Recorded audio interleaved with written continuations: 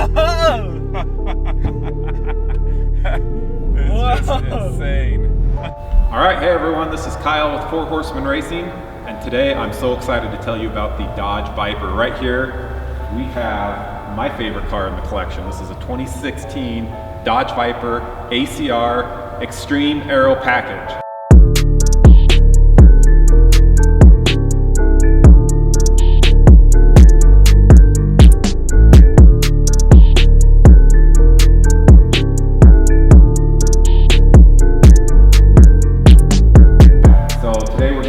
Take a look at it, we'll do a little walk around, we're gonna drive it, and you guys are gonna get a feel for what this car can truly do. It's amazing. So first off, you'll notice on the Extreme Aero package, we've got these canards up front, pushing that front end, keeping it stable and low to the ground. You'll notice the vents over the wheels as well to help circulate and get that air out of there so you don't create lift on the hood. This whole thing, the whole top of this is carbon fiber, which is awesome. The hood weighs like nothing, it's carbon fiber. As you look at the tires and the wheels, the tire is called an ACR tire made by Kumho, and it is so sticky. You get this thing on the track and you hit a turn. I've gone into several turns where I thought I was going to slide off the track, but I hit the brakes and turned the wheel and the car just sticks. It's incredible. As you walk back towards the end of the car, you'll notice the side exhaust, which I love. We'll start this thing up in a little bit and you'll hear what this rumble sounds like. So there's a couple things that I really love about what Dodge did with this Viper. First of all, this wing is just incredible, right? You look at it, it just looks so awesome. It's not aftermarket, it came with the car. But one really cool thing is they made it 1,776 centimeters wide for the birthday of our country, which I think is great. This is an all-American car, it's built in Detroit. They really did a great job. The carbon fiber, they do all there as well. And as being part of a GTC car, a one-off car, the original owner actually had all of the Dodge personnel that built this car. They had them sign the deck underneath this trunk lid here. So we have all the signatures of people that put their hands and put their labor into this car. And to me, that just speaks volumes. I think Dodge did such a great job. It's a bold move. Dodge really didn't make any money on this Viper. In fact, they had to reduce the price just to sell them out. They don't make them anymore. But for an American car company to produce this car in America, which is just a track beast and has so many cool features and is such a unique car, I gotta give Dodge a thumbs up for that. They did a great job. This particular Viper is called the GTC spec. So I am not the original owner of this, I bought it used, but the original owner spec'd out the colors, the interior, everything. There's over 8 million combinations you could get on a GTC Viper. This particular color is called Grigio. I don't know if I'm pronouncing that right, but it's a Ferrari color. It's a Ferrari gray, and I think it just looks amazing. You put the black stripe over the top with the red stripe, and it is just the best looking Viper out there in my opinion. You also add some of the red leather inside of it, and it looks great. We'll pop the hood for just a second, take a look, show you what the motor looks like. This is an 8.4 liter naturally aspirated motor. It's the largest V10 motor that's made for a production car like this. It produces from the factory 645 horsepower, but we've done a little bit extra to that. American Racing headers have been added and a Corsa exhaust, including on top of that we've also done the Aero control module. And so altogether this Viper is producing about 700 horsepower. I had it dyno tuned up here at Salt Lake City elevation, which is about 5,000 feet, and it produced 593 horsepower to the wheels at this elevation, which is just incredible for this car. And it moves and it sounds great. So we'll hear all that in a second. But we're excited to get in here and take a ride in this, and let's see what it can do.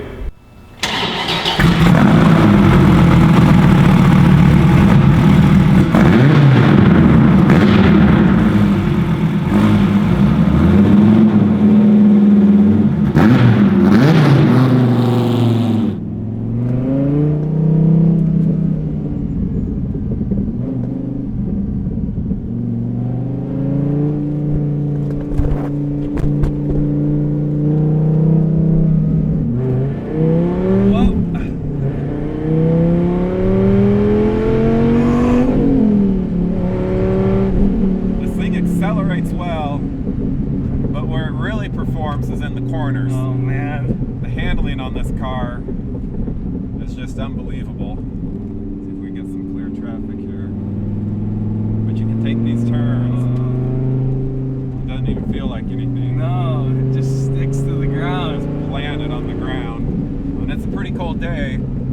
tires warm up, this thing is just unbelievable sticky.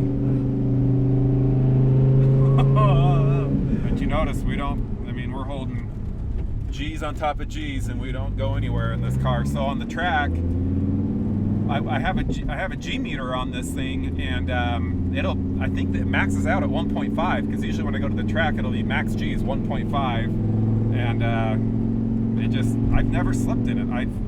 And I don't track it that much. I track it maybe once or twice a year. I think it's just fun. I don't want to beat it up too much, but that G-force is just amazing. I've never slid.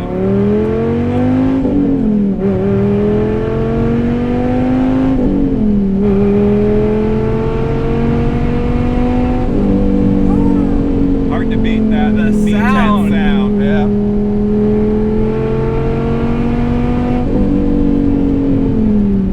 And the braking on this too. It's got those big Brembo carbon ceramic brakes, and I've never had brake fade. I've never had any issues. Driven this thing in 100-degree weather and hit the track in hot heat too. And this braking system is by far the best I've ever tested in any car. I mean, this thing just stops on a dime. We'll do a little brake test here. Ready? All right, here we go. Whoa! It's just insane. Stops on a dime. It is just so crazy. I mean, you just got to hold on when you hit the brakes on this thing. And it wants to throw you out the windshield. This feels like a race car. This really is the closest thing I've felt to being in like an actual race car on the street. This is like, it's like driving a go-kart, but a bigger version, because it just is so sticky and so responsive and so nimble. You feel like you're in just a tiny car. I mean, it's just crazy. I mean, we could just rip this thing around.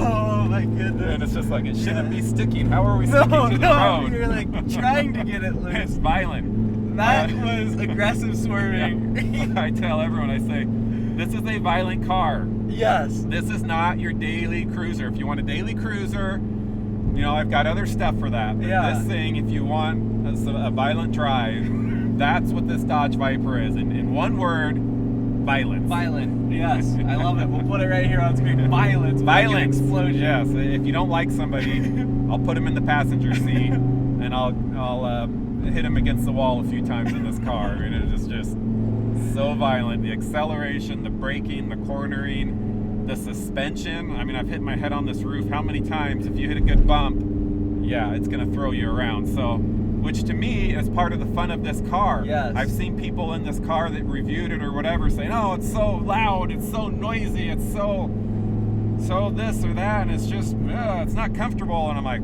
that's why I love this car, because it's not any of those things, but it is better at handling than any other car I've driven by a long shot. Oh my goodness. All right. We'll go into some questions here. All right. So you have quite a few cars in your stable. Yep. Where does this car fit? So this car is the #1 on the fun factor. Yes. For sure, because it is just so much fun to get in here and rip around and drive it fast. By far the funnest car.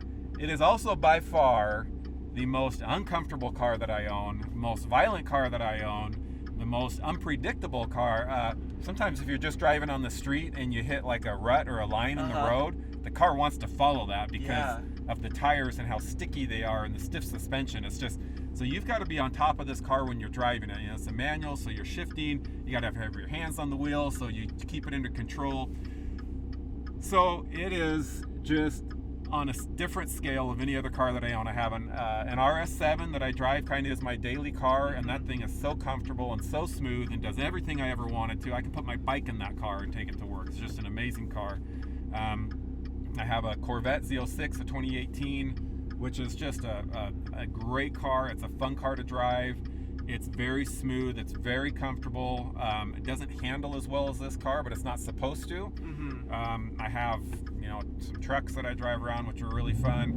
A 911 Turbo, which is just super precise and super accurate all the time, and is a great car just to drive every day. But nothing really compares to this car. This is just a class of its own. And if anyone is looking for really a driving experience that they've never had before, you got to get in this car.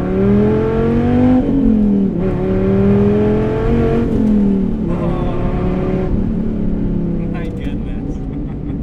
Nothing like that V10. No. Oh my goodness. I'm like. Yeah, it just blows your mind. Yeah. It's just like I'm speechless. the sound and the performance and the handling and the suspension, and it just makes you want to drive this car all the time. Yes.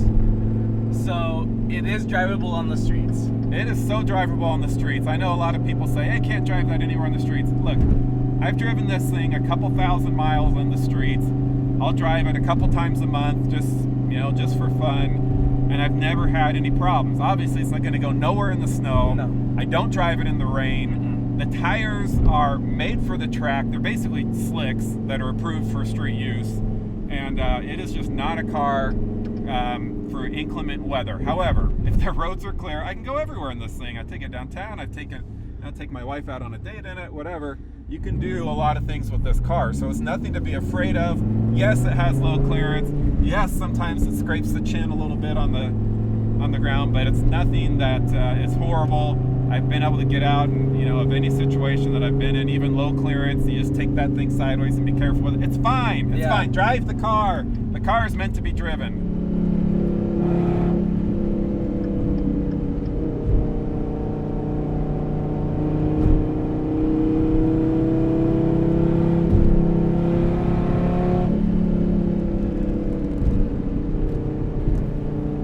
The sound is amazing. Never gets old. Every time I get in this car, I think, this doesn't get old.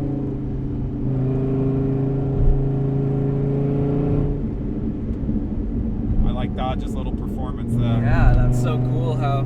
Performance screen here, so you get your torque and horsepower and everything else, and I can switch it to different gauges and that, so it's all right here. I got my data at my fingertips. Yeah.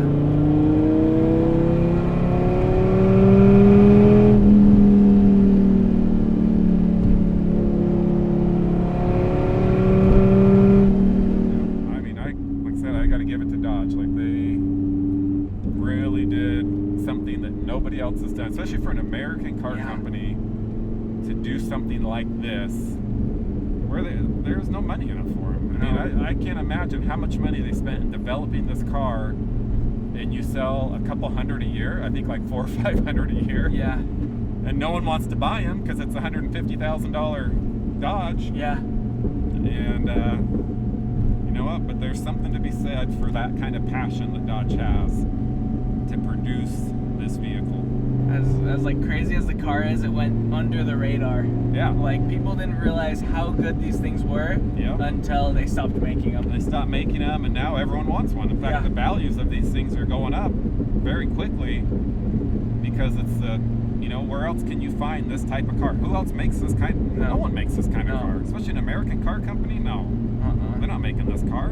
Dodge made it. And the V10. Yep, the V10. No one's got an 8.4 liter V10. No. But yeah, maybe it gets 6 miles to the gallon, but who cares? It's a race car. Save the race cars. And this thing has like a 11 or 12 gallon tank, so it's like you've got 100 miles of range. Yeah. You fill this up. You go to the track, you fill up. You fill up, and then you fill up after a session. And then drive home. You keep filling up at the track. It just drains that fuel so quickly.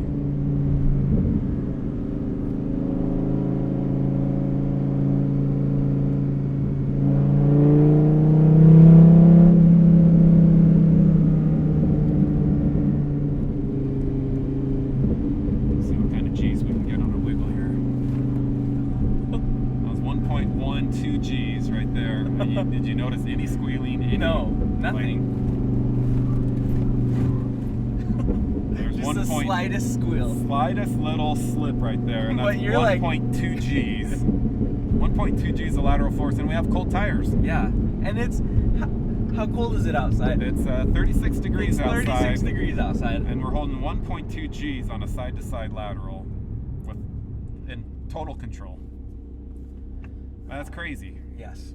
That is madness. I do that in my Z06, and when it's this cold, and as soon as I, step on the gas, my back end's going around. Yeah. As soon as I take a little turn, I'm just kind of sliding around. And a lot of that has to do with the tires.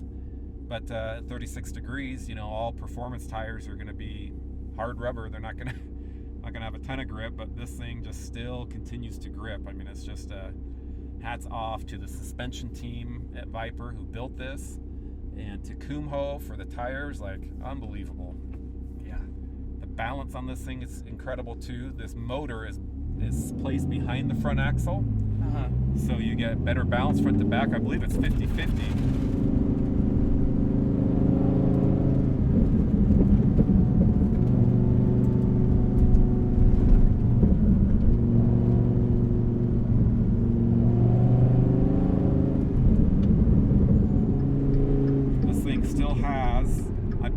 Has the fastest Nürburgring time for a manual transmission.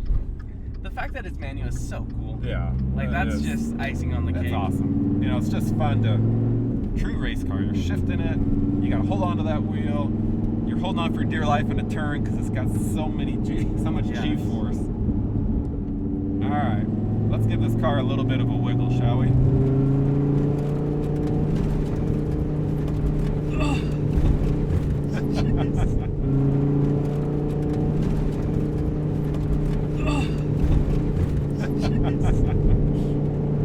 We are 1.2 G's. Oh my goodness. 1.2 on side to side. It's 37 degrees outside. We've got cold tires, and this car will still give us 1.2 G's just like that. Going 40 miles, 45 miles per hour. I mean, it's crazy. What car does that? No. Find another car that does that. I don't know what car does that. Race cars, can they do that? This is a race car, and they made it street legal. That's how this was built.